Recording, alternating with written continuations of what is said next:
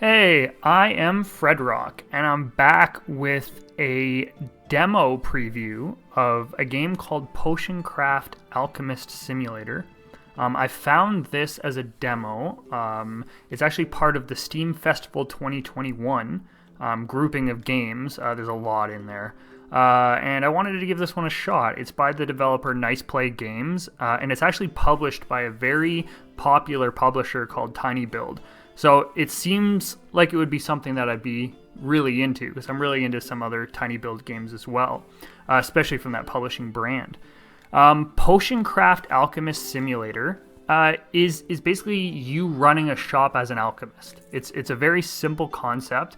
I've actually really liked the games where it's things like Moonlighter, where you get to run the shop, right? And it's always one of those games that I love those simulation type games of running shops, so this was something that was very interesting to me. The demo itself it's pretty packed full of a lot of stuff. It's you physically interact with tools and ingredients to brew potions, and you like the physicality of it, like taking the items and actually crushing them and putting them into the pot. Heating it up, adding water, doing whatever you need is actually kind of stimulating. It's actually it's nice and easy and calming, and it's something that is simple to do in a game atmosphere. So I really actually enjoyed that. There's a lot of different parts to Potioncraft Alchemist Simulator. One of them is you selling to customers. So the idea behind it is as you build or you make craft, I guess is the better word for this, as you craft ingredients into potions, you can sell those potions to customers. And you can haggle with these customers. These customers will give you a scenario of what they need, and then you have to give them the proper potion. If you don't give them the proper potion, then they get mad and you lose points. And the whole haggle system, as I just mentioned, is kind of neat, where if you're quick enough, you can actually haggle them down in money in order to... no, sorry, not down. You can haggle them to get more money from them. But there's also not just those customers, there's also shopkeepers that come in. And these shopkeepers, you can buy items from them, and if you haggle with them, you can haggle them down. So it's a really neat concept on that side of it. On another side of it, you go out to say it's like the forest or your outside world, and you actually collect the items. This is one of the easier things to do, because all you're doing is going outside and click, like a bunch of items, and then you collect them. But what you're doing is you're taking these items, which are ingredients, and each one of these ingredients has a pattern to it. So your main focal point of this game is on a map that you make bigger and bigger and bigger as you explore, right? So this map is your way of creating potions and discovering potions so you can sell to the customers.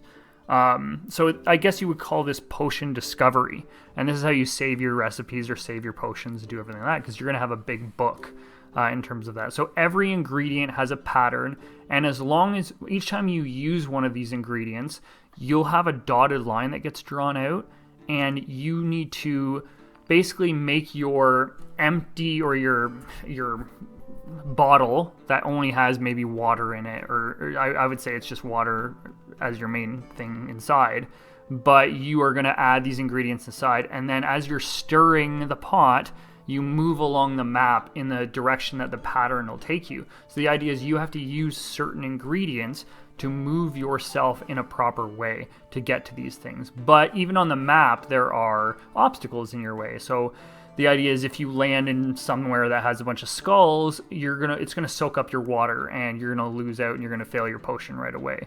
So you have to make your way around with the patterns in order to find the question marks, and these will be your new potions. And then you're gonna sell all of those potions to various customers that come up with their scenarios. And some scenarios can be very vague, and some can be very, very easy. Some of them will say, just heal me, right? So you'll make a healing potion. Some will say, oh, I need something to warm this up. So you have a fire potion. There's all these different types. So it's very neat, but it's very, very simple.